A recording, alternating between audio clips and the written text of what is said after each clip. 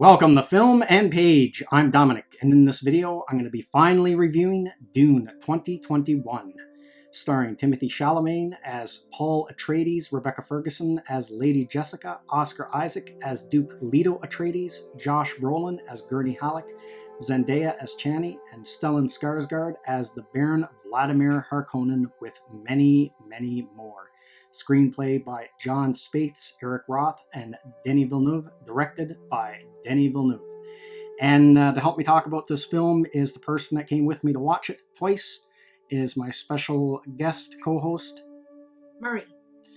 So finally, after a long wait, this movie was delayed by a year, and just a long wait. I've been waiting for a very long time for a Dune adaptation to come out.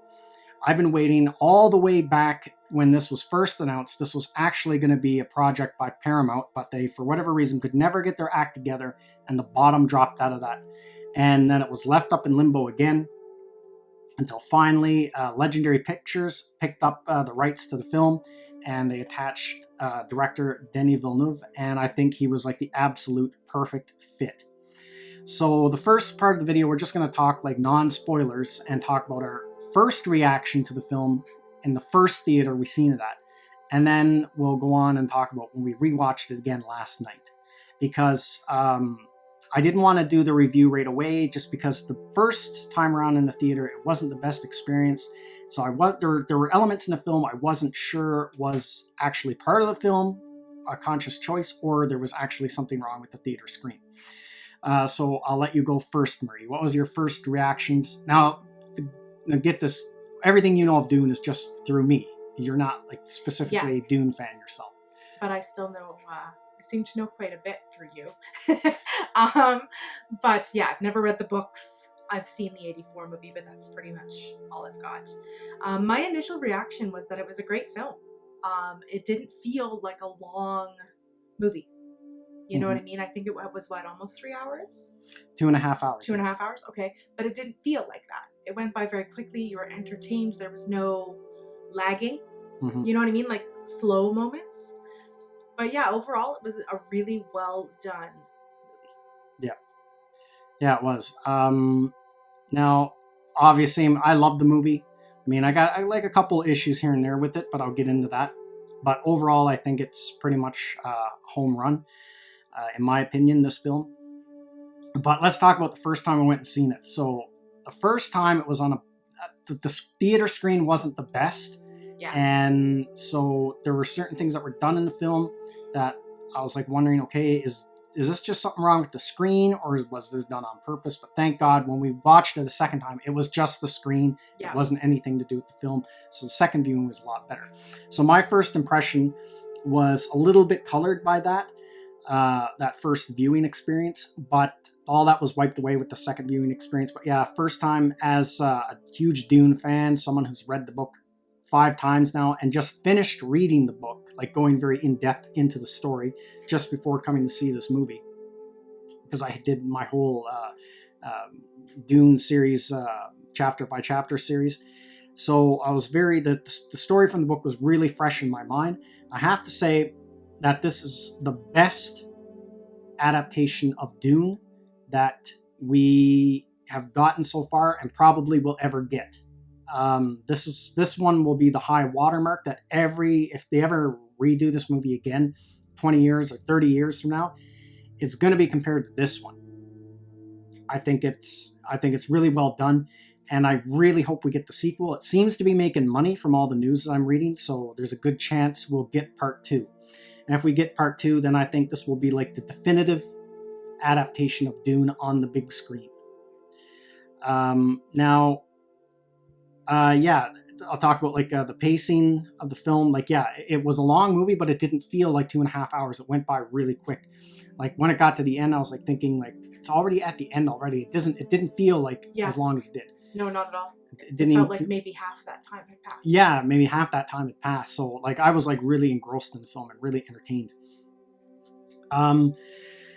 The other thing, I guess, now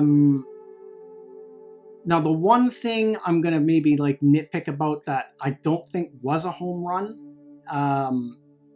and I've heard a lot of other people talk about this as well, is probably the musical score. Yeah, it was very hit and miss in certain spots. Yeah, like overall, I think it was pretty good, but there were.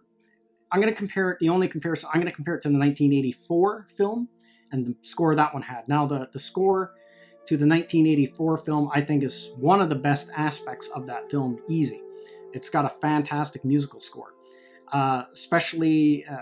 If you pick certain, now that's a score I've actually listened to just on its own on iTunes. I actually have the CD and stuff of that, and there's certain tracks that are really good, like the Prophecy theme. I think it's an amazing theme for that film, and there's like the score is in this movie is good. I'm not going to say it's not good. Like, it is a good score, but and it does like fit the film, but there's not any, like, I guess, standout musical themes in it that are really memorable, I guess.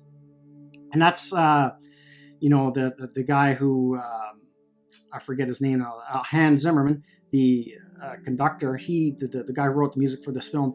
He's kind of, I know he's hit and miss with a lot of music fans. And I remember when the first time I seen Batman Begins in the movie theaters, that he did the score for that, and that was, I liked the movie, and again, that was probably one of my complaints about the movie was the score, and he did the score for that. So it might grow on me over time because his Batman score did. So I might change my mind on it after rewatching it a few times and maybe listening to the score on its own. But if I had anything to say was the weakest part of the movie, I would say it's probably the musical score. Well, and I wouldn't say, I don't know if I would call it the weakest, but for me it seemed timed poorly in a few spots.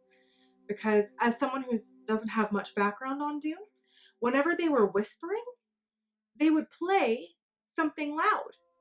Like, all of a sudden they'd make a loud noise with the score, and I'd be like, well, now I can't hear. Why did you do that?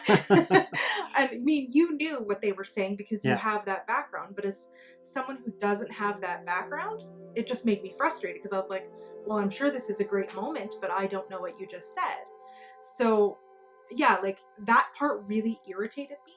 And when we went the second time, I kind of hoped, okay, maybe better theater, maybe I'll hear it. But no, it was just louder. So, yeah, that would be my one little bit. I agree with that nitpick.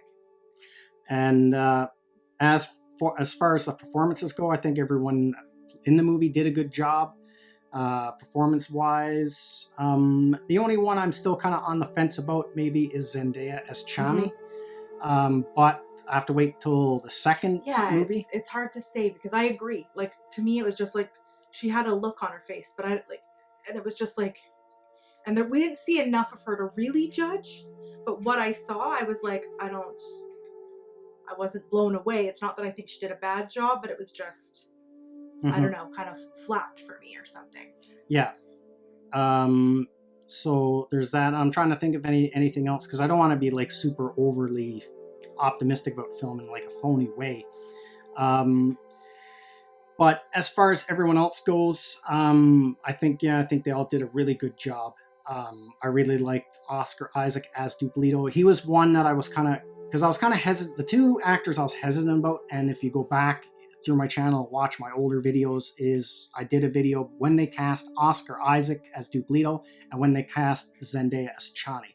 And I was skeptical about both those actors, where I'm still kind of skeptical about Zendaya, but I've completely flipped on Oscar Isaac. I think he just nails it as Duke Leto.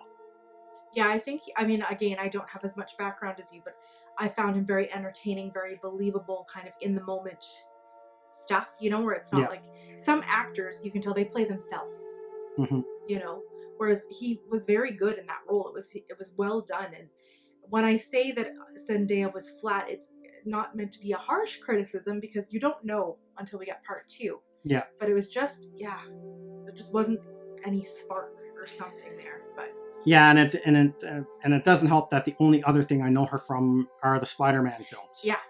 And especially that first Spider-Man film, I didn't like her character MJ in that one, and she was better in the second one. But at the time, so that's all I have for comparison. Yeah, me as well. And so I'll see how it plays out in part 2. Hopefully, we get part 2. Yeah, you can't really judge too harshly, I think, until you get that. Yeah, but as far as it being accurate to the book, it's very close to the book.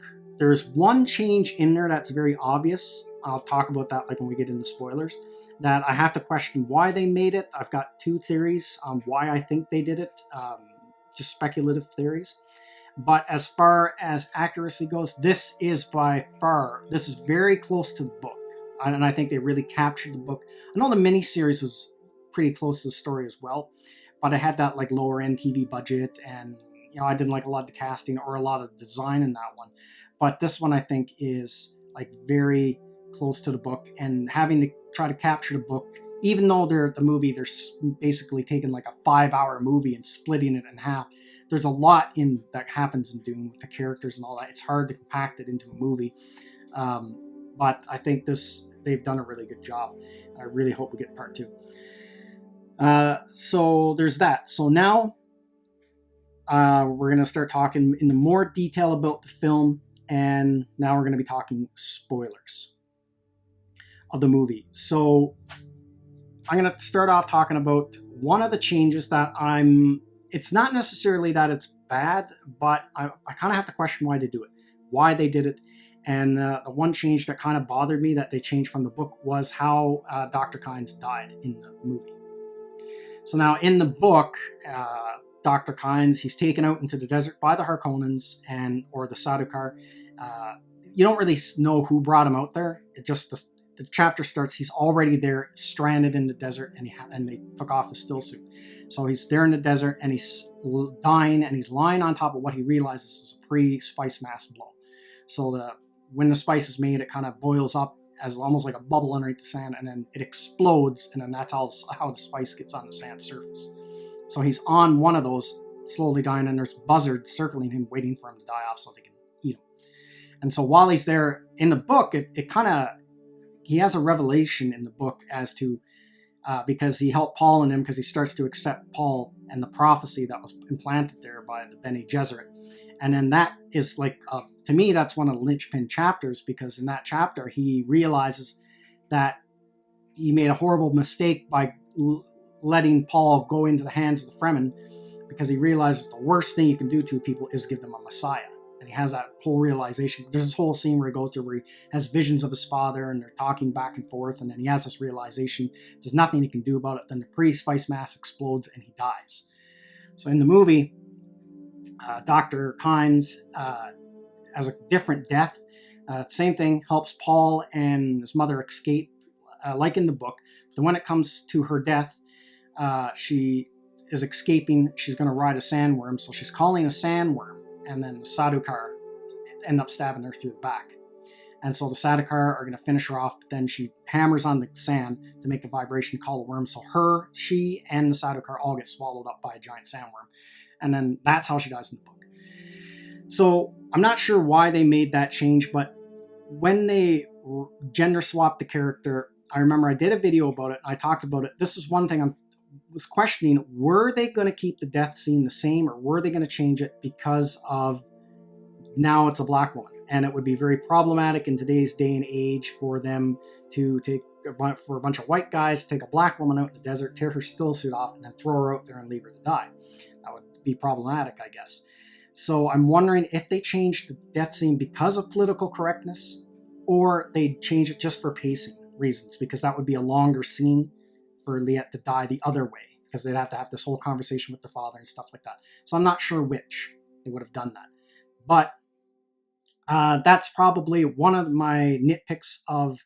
Now, the scene, the death scene isn't a bad death scene in of itself, but it is different from the book. It is one of the most, in my opinion, one of the big differences from the book, where everything else, they stayed pretty close to the book. As for other stuff, I really liked the design of everything, especially when they showed Getty Prime. I thought it looked like... it was so dark, industrialized looking. It made me think of that there's all the design work done by H.R. Giger. Had all that bio-organic look, and like the way the Harkonnens are designed, everything, it looks really, really good. So there's that. And then on top of that, I really like the way Caladan looked. It looked absolutely beautiful with the mountains and the ocean and all that stuff. And then like the movie is just gorgeous looking, how it shot everything. Yeah, I thought the same thing. Even the first time on that terrible screen that we didn't even know at the time was super terrible. We just kind of wondered what was going on. But even then, I thought to myself, well, if anything else, even if I don't like this movie, it is beautiful. Because, I wasn't sure what was I going to think. Being that I'm not as big of a Dune fan as you, I thought, am I going to be really bored for 2.5 hours? But I wasn't, obviously. But the one thing I thought to myself was, this is beautiful. It's beautifully done. If anything else, it's a beautiful movie. Yeah, it looks really, really nice. And I like that they have a lot of quotes directly pulled right from the book. Like when they're in the storm with the ornithopter and it's spinning around and Paul has all of his visions and stuff. There's quotes in there that is pulled right from the book. I liked all those touches. And the still suits, I was a bit more critical of them when I seen pictures of them, but seeing them on film and in motion, they look a lot better than what they did in the pictures. I still prefer the 84 design still suits over these ones, but these ones still look pretty good. But one thing I really did like is I really like the design of the Sardaukar. They're way better than the design that they did in the 84, where it just looked like they had radiation suits on with these weird green glowing visors. The Sardaukar looked amazing in this movie, and I love that they actually showed Seleucus Secundus in this film, and you've seen all the legions of the Sardaukar out there. That looked amazing. Then they had all these guys flipped upside down like they were bleeding them out. Yeah, that was weird. Yeah, I don't know what that was, but it just looked... It was made for some really, sinister imagery to show how horrible the Sardaukar can be. And then Stellan Skarsgård as the Baron was really good. He really knocked out the park. He was really sinister, but it was quite a bit different from the Baron in the book and in other incarnations of the character, because he was a little bit more subdued. He wasn't as over the top operatic, I guess. Which is probably a good thing. Yeah, he was a more subtle, I guess, version of the character. So what about you, Marie? Anything else? I think for me, I really liked, again, as someone who doesn't know the background, right? I've never read the book. I've seen the 84 edition. But I really liked the way they kind of showed you the characters, and without knowing the book, you still kind of were able to grasp the movie. Because sometimes without reading a book, the movie is very confusing. Mm-hmm. And I mean, I still had parts where I was a bit confused, but they did a good job at telling the story pretty clearly without needing the book if you haven't read it. And I do, personally, I think the Timothée Chalamet casting was better than the guy in 84. Yeah. Because I was confused why they cast Timothée Chalamet at first, because I'd only seen the 84 edition. I was like, that guy looks 12. Why would they do that? Yeah. But then you explain to me he's supposed to be a teenager. Yeah, he's supposed to look young, and he's supposed to be small frame. That's how he's described. I was like, oh, okay, well, that makes sense, because the other guy looks like an adult. Mm-hmm. So I was kind of confused. But I think he did a really good job, in my opinion. And he was well cast, at least from what I could tell. Without having the background, he seemed to fit. And I think that the overall, I don't know the right word, but just overall the way they did things was just really well. There was a few parts for me that were confusing. Mm-hmm. I had to ask you in the middle of the movie, I don't get what's happening right now. But overall, it was so clear, you could follow it. You didn't need to be diehard Dune fan. And I think too, we talked about, the cinematography was beautiful. Mm-hmm. But my big nitpick, and we talked about it a little bit, was, since we're in spoilers now, the scene where he's got the needle at his neck. Oh yeah, the Gom Jabbar scene, the box scene. Okay, and Jessica's whispering something. Yeah. I could hear parts of it, and then all of a sudden they started making that weird noise that they have throughout the movie, and I was like, well, thank you. Yeah, where the score kind of in certain points drowns out. Yeah, I was like, well, what'd you do that for? Because then I had to lean to you and say, I don't know what she's saying. Mm-hmm. And I also couldn't hear what Duke Leto said as he was dying. Yeah. So those are my, that really frustrated me, because I felt like those were moments you needed to hear it, but you didn't. Those would be my only two kind of critiques, but I think, it was really well done. I was also worried about seeing it twice when we talked about seeing it twice. Yeah, going back to that, now that we're talking spoilers, the first time around, this is something, the first theater we saw it in, the screen was messed up a bit, but you couldn't tell right away. but I could notice certain scenes on Caladan, there almost looked like a reflection on the screen, or something weird. like a shadow. Something was weird. So that was distracting. And then the desert scenes at night towards the end of the film, where they're doing the crossing and they're running from the worm, I had a hard job to see those scenes. They were very dark. Yeah, it was really hard to see what was happening. So that's why I didn't want to do the review, because I was thinking, was this something that the filmmakers did? Because this is really stupid. Like, you can't really see what's going on. And I don't remember those scenes being like that in the trailer. And it just looked like they had slapped some weird filter over it. And I was thinking, well, this looks really crappy. Like, and then I didn't. That's why I want to wait until we saw it the second time to do a review, because I thought, well, maybe it's the screen. It didn't really look like it was screen, but maybe it's the screen. Yeah. But when we saw it last night at the new theater, that effect was gone. Yeah. You could see everything. So it looked so much better. So that, thank God that wasn't actually something that was done by the filmmakers. That was just something that was going on with that screen. Yeah, exactly. And then for me, my other concern was that, as we talked, like when we saw it the first time, because of that screen or whatever it was, their shields. The body shields. Yeah, the way they flickered. Oh my gracious, I felt sick and I had such a bad headache. And I thought to myself, oh gosh, if we're going to see this again tonight, the next night, I was like, I don't know if I can handle my eyes hurting like that again. Yeah. But it must have just been that screen, because once we saw it again, no, it didn't bother me at all. And like I was able to watch. So there were actually scenes the first time I had to turn my head down. Yeah. Because it hurt my eyes so much. It was giving me such a headache.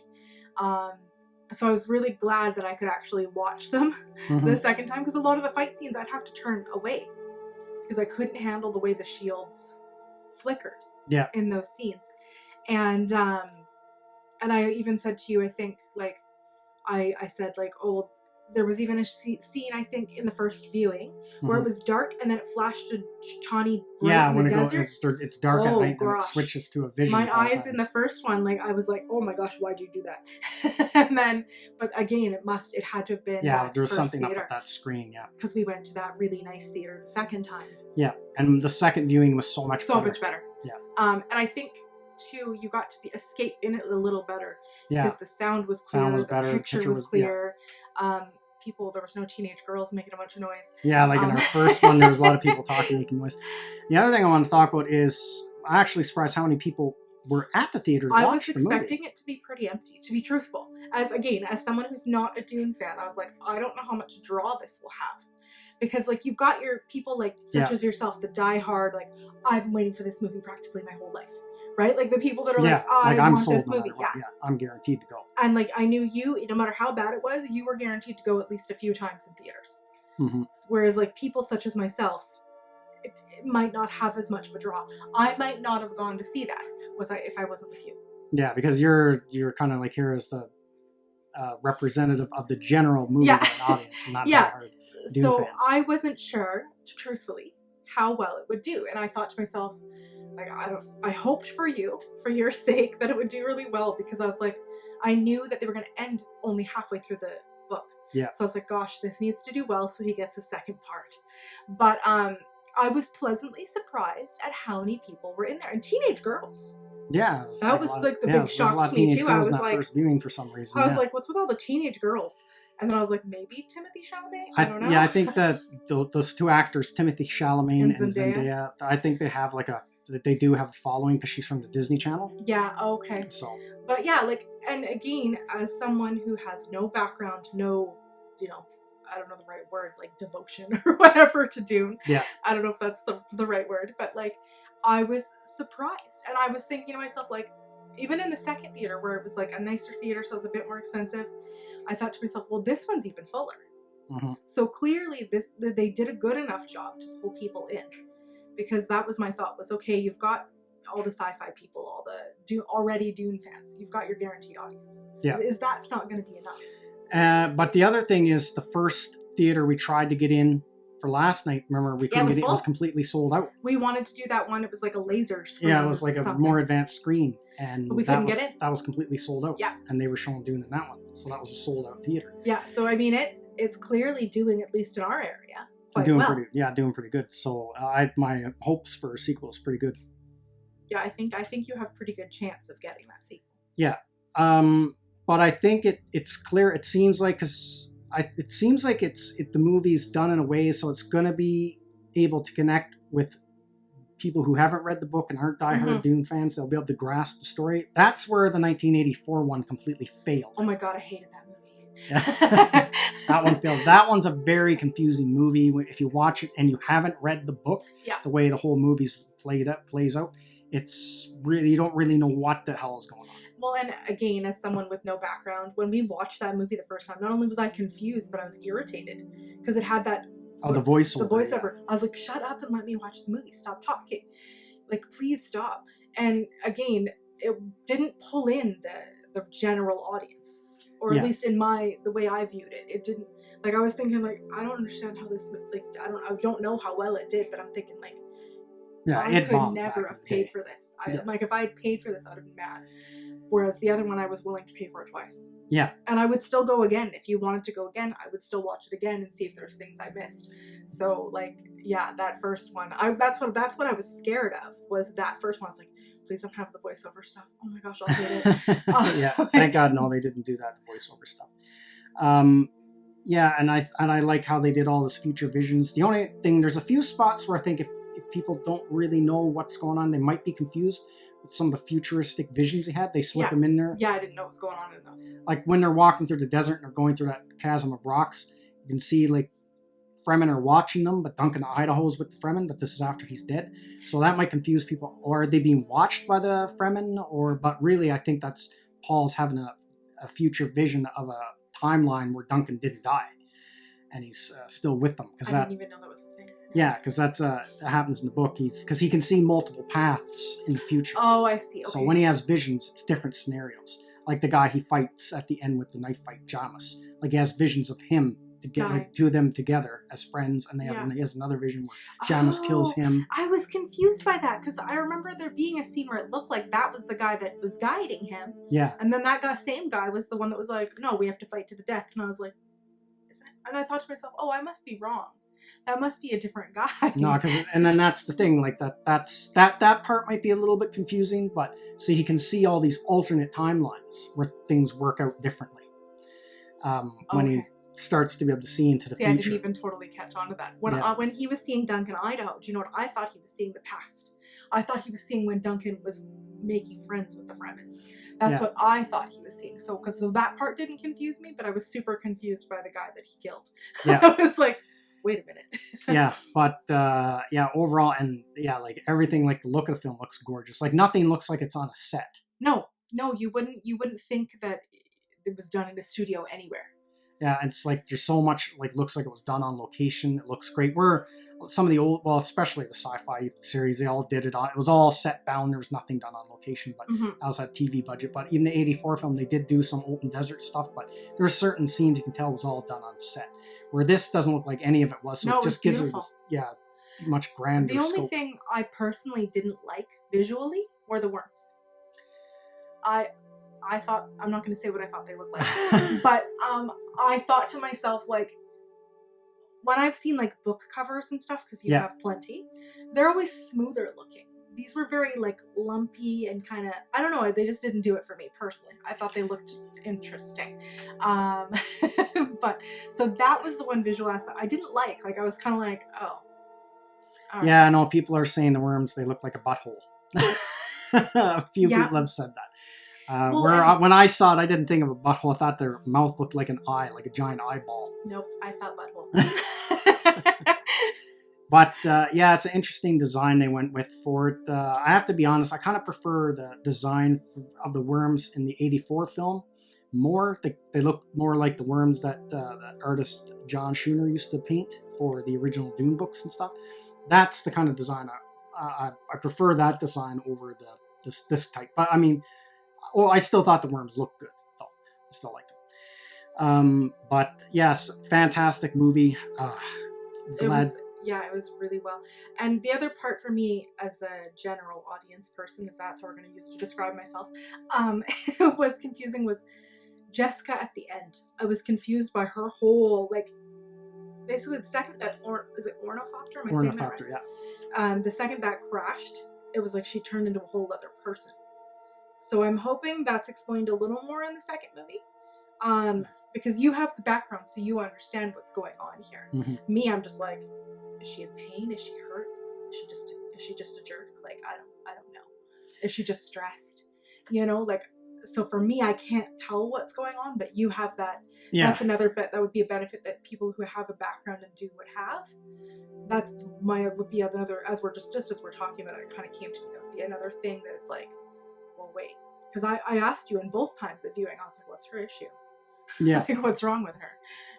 But yeah, like I was saying, like, great movie. I definitely want to see it again because there's so much more, like, at that good theater. Yeah, at the good theater. And I think like it's one of those movies, I think it's just the more you watch it, it's gonna get better because you'll pick more stuff out of it. And then the other thing I wanted to talk about is one of the more controversial choices that they made for this film casting was Sharon Duncan Brewster as Dr. Liet Kynes.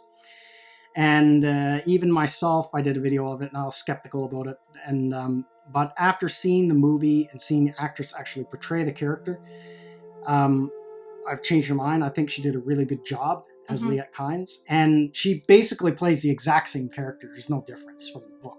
It's the same character, with the exception of how the character dies is the only change they made. But other than that, it's very faithful to the character, except now it's being played by a woman.